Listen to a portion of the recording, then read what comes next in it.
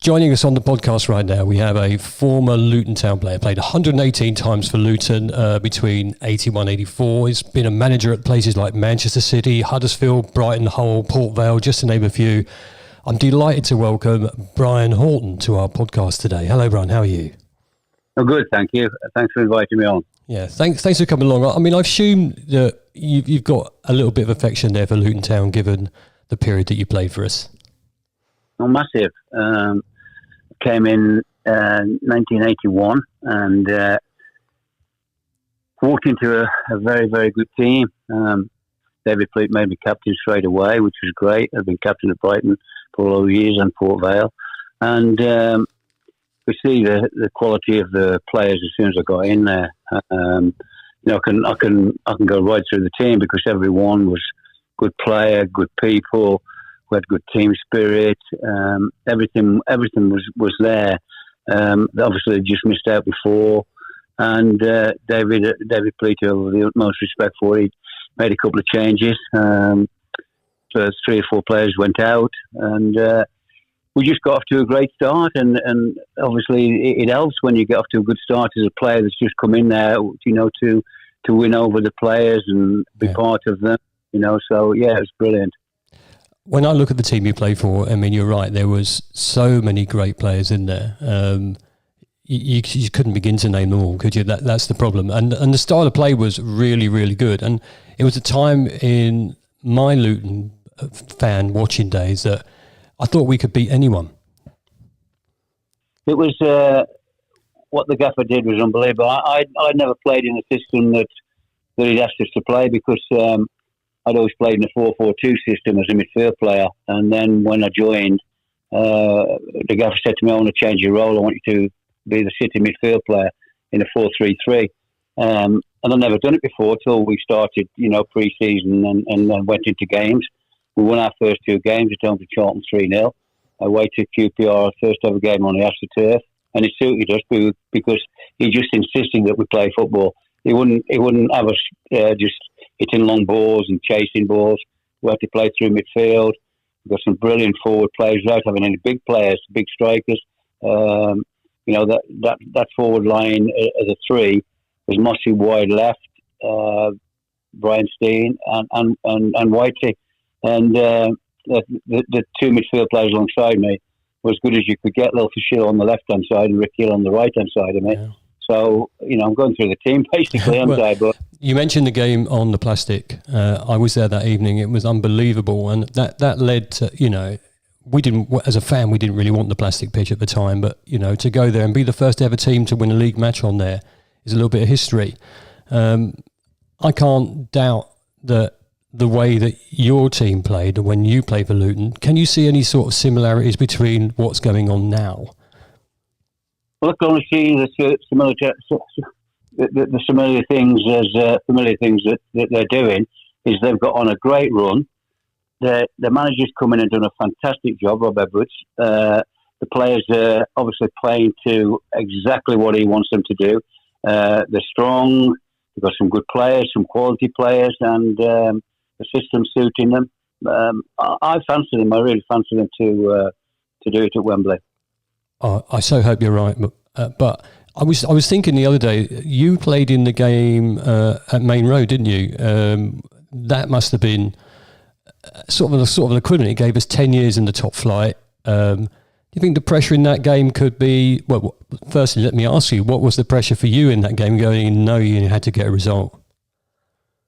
Well, on the Saturday when we played Everton, we weren't any bother, but we lost to Everton, and then we lost away to Man United on the Monday. And then the gaffer arranged a testimonial game for Ross Jenkins at Watford on the Wednesday, I think. And I didn't play in that. He changed the side completely after all the results had gone against us on the Tuesday night, and we ended up in the bottom 2 and having to go to Man City and win to stay up on the last Saturday. And obviously, everyone knows what happened. And again, it was one of the most fantastic games I've ever played in. Randy Antish, God bless him, came on and scored the winner. And the rest is history, isn't it? I mean, it was just a marvellous day in the in the club's history. My contract was up that day. I mean, it was one of those things where, I signed a 2-year contract, but it's not like now you've got a year to go and you start talking about a new contract. What happened in those days, you fulfill the contract and then you started to talk. So, my contract was up, as I said, and then once we stayed up, the gaffer talked me into staying for at least another season, which was great. So I had 3 wonderful years there with the fans, and I lived in Harpenden. Radiantich, actually, he lived in Harpenden. We used to travel together, and I just loved being there. The way the gaffer wanted us to play suited us. It suited the whole Kirk Stevens. Loved to get attacking. Mike Saxby centre half, Clive Goodyear, Mal Donaghy, loved to come out the back 4 and play. We had different left backs, Mark Aiswood, Richard Money, and of course Jake Finley was probably one of the best keepers I ever played with, and the spirit was incredible. I've never, probably one of the best I've ever known in a dressing room. We all got on great together. There's no jealousy.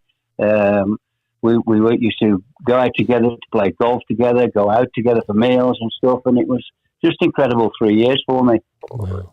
I was thinking about, again, like you said, the togetherness in the team back in the 80s when you were playing and the togetherness of our team right now. Do you think the players will be feeling a lot of pressure for this game? And how can the manager sort of keep everything calm? Because I feel that's quite sort of almost feet on the ground thing, because this is an amazing opportunity for Luton Town, and probably the best opportunity we've had for a long, long time to get back to the top flight. How does the manager keep everyone on their feet and keep them calm? Well, first and foremost, to see where the club's come from that actually went into non-league and come back up and now going to Wembley. I never played at Wembley. I was fortunate to go with Phil Brown as assistant to a playoff final, which we won. And it's difficult for the manager because everybody's different, and it all depends what he does leading up to it. David used to take us away to Enlow Grange when we had big games, and just do different things. And it's what he sees best for that group. He'll know them better than anybody, whether they need to go away or just do the normal thing, which some managers like to do. Don't change anything. And obviously, it's going to be tough, no matter what, because Coventry and Mark Robbins have done again a wonderful job. So it'll be a tough game, and it's how the emotions can be overcome very quickly. Really, I'm a bag of nerves already. We've got a few days to go to the final, and I'm literally a bag of nerves. Everyone's dreaming. All the fans, everybody I know that's been asking me to get them tickets and things, which only the regulars come with me, I'm afraid to say. Everyone's dreaming, but can we just win that one more game, do you think? Yeah, as I said, I fancy Luton to do it, and I sincerely hope they do. I mean, obviously the talk at the moment is of what will happen, with all the big clubs going to Kenilworth Road. Well, all the big clubs came to Kenilworth Road when we were there. Yeah. And we had some fantastic games on there. Obviously the numbers of the crowd are limited, but they're fantastic fans, and I'm sure they're going to go in massive numbers on the day. And I just wish them all the best, and to Rob Edwards, Gary Sweet, who's been fantastic with me whenever I want to come down, and all the fans. It's a wonderful club. Where will you be watching the game, Brian? Unfortunately, I can't go. I was wanting to go. Unfortunately, I can't. It's something that I can't get out of. And but I'll be watching it at home. I'll be shouting them on, and I honestly have great. What's the right word now? I just have great thoughts that they're going to do it. I've got no doubts in my mind that they're going to go and win it. If anything, Brian, talking to you now has made me even more nervous, but I hope you're right. I thank you so much for your time, and let's hope that we can have another chat at some point where we can talk a little bit more about your career with Luton Town, and let's hope we're both celebrating come the end of the game on Saturday. Anytime.